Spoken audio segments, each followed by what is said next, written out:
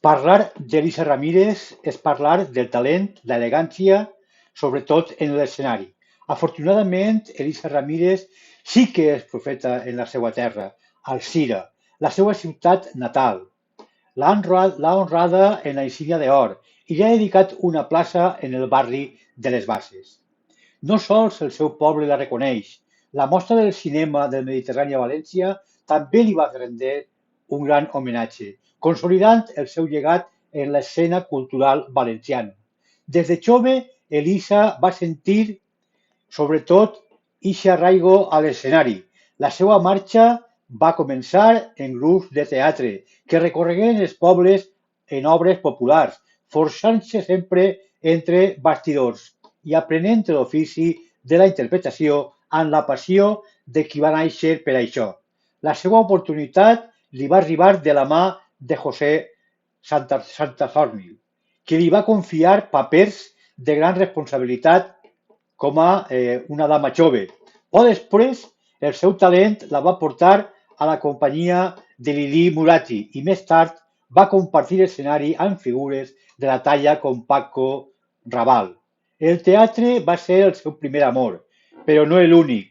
En la dècada dels 60, el seu rostre se va fer familiar al llarg de totes les cases espanyoles. Gràcies a Televisió Espanyola va formar part de la legendària sèrie d'Estudio 1 i va participar en obres clàssiques com Un tord per a Crist o La dama de les camèlies, conquistant amb la seva presència i sobretot el seu magnetisme la seva dicció impecable. En la pantalla gran, la seva esplendor va arribar en pel·lícules emblemàtiques com La revoltosa en 1968 de Joan d'Orduña, La Celestina també en 1968 de César Fernández, encara que en els 70 va fer una incursió en el cinema també en aquella de moda de títols com Adulteri a l'espanyola i més tard ja es va distanciar d'eixa mena de produccions fidel a la seva essència com sempre ha sigut com a actiu de caràcter. No sols interpretava històries, també les portava a escena. En els anys 70 va fundar la seva pròpia companyia en el Teatre Alfil de Madrid, encara que l'experiència empresarial, conforme dia ella, no va tindre l'acolliment esperat. La seva presència en els escenaris es va mantindre amb molta fermea durant dècades. La seva capacitat per a encarnar personatges amb naturalitat la va convertir en una figura imprescindible del teatre espanyol i també del teatre en la Latinoamèrica. En 1998, després d'una trajectòria brillant, la seva vida personal també va estar lligada al món audiovisual. Casada amb el director i productor oriolà Diego Serrano, Elisa sempre va saber combinar la seva faceta pública amb la discreció de qui entén l'art en la seva millor carta, que és la seva presentació. Elisa Ramírez representà l'elegància i el caràcter amb la seva bellesa serena i la seva veu inconfundible. Dotava els seus personatges d'una distinció natural, sobretot molt allunyada de xocs artificials. No sols va ser una actriu destacada, sinó també un símbol de l'esforç, dedicació i amor a la seva professió. Avui, en Alzira encara continua en la memòria de molts des que van gaudir el seu art i sobretot en la seva Alzira natal i més enllà de les seves fronteres. Ha sigut Elisa Ramírez una ambaixadora de la seva terra, a la que mai va oblidar i sobretot no oblidar d'on venia. Per això, des d'esta Organització de Comunicació Digital volem rendir homenatge a esta alzirenya, una alzirenya incomparable, una alzirenya que ha amat i sobretot que volia molt el que és les arts escèniques i volia molt el teatre i per això des de així humilment volem rendir aquest calorós homenatge. Ara vos deixem en un vídeo d'Elisa Ramírez on ella mateixa explica molt bé els seus orígens i també ens explica a tots quina ha sigut la seva trajectòria en el món de les arts escèniques. en eixe vídeo vos dice para que el disfruteu. Alcira es mi pueblo, un hermoso pueblo, tan hermoso para mí como lo será para ustedes ese pueblo o ese barrio por donde corretearon de niños. Alcira quiere decir isla. Era una isla formada por dos brazos del río Júcar. Hoy es una isla de huertas y naranjos.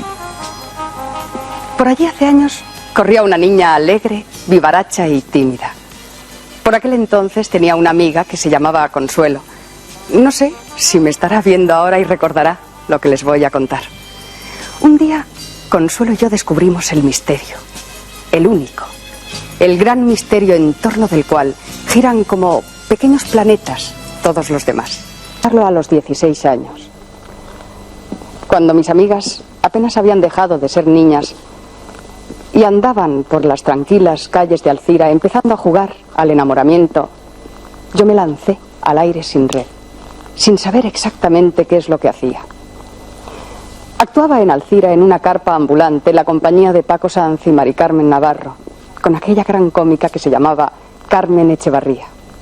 Bautismo de luz y de nervios, inquietud de taquillas abiertas, recursos y hasta trucos, en el más noble sentido de pura y simple técnica profesional. Todo me lo brindaron ellos, con un amor y una generosidad inolvidables. Necesitaban una dama joven y me hicieron una prueba. Yo hablaba bien, trabajaba ya como locutora de la emisora de la SER en Alcira. Había muerto mi padre y mi madre se negaba a darme el permiso. No me dejaba ir. Fue mi hermana quien la convenció. Hubo de todo. Lágrimas, quejas, desasosiego. Hasta yo misma me sentía inquieta, pero apasionadamente inquieta. Ese, estaba segura, era mi mundo, mi vida. Y debuté con una obra titulada Manda tu madre a Sevilla. Ahora que lo miro desde lejos, reconozco que mi madre tenía razón. Era una locura, una auténtica temeridad. Nunca hice teatro de aficionados ni de cámara, arropada por el aliento de un público amigo. Me fui derecha, como buen Sagitario, al teatro profesional. Todos estos personajes, Maripepa la revoltosa, Margarita Gautier, la condesa fingida de Curro Jiménez, todos estos personajes, entre otros muchos, representan el fruto de mi trabajo en Televisión Española a lo largo de varios años. Después... Oye, ¿tú cómo te llamas? Blanca. Con lo morena que eres. Es lo único que engaño. ¿Nada más? Nada más. Conviene más hasta que escogemos uno. Y usted, en el fondo de los ojos, ve lo que hubiera sucedido si se hubiera elegido otro camino. Exactamente. Estimación. Estúpido. Retumba tu gloria intelectual y él permanece como un témpano de hielo. Un bruto. Le he leído 20 veces lo que escribes y todavía estoy esperando el primer elogio. Llevo las mismas ropas del día que nos bendijo el sacerdote. Me he puesto el mismo perfume y vengo a ti con el mismo deseo. Una luz casi magnética. Y así soy yo. Sí. Muchas gracias. Ustedes han sido felices durante 3 meses. No fuerce esa felicidad imposible. Un día se sentirá orgullosa de haber renunciado. Hombre, ¿no se le cae a usted el alma viendo infernaos por su culpa todos los cuartos de esta casa?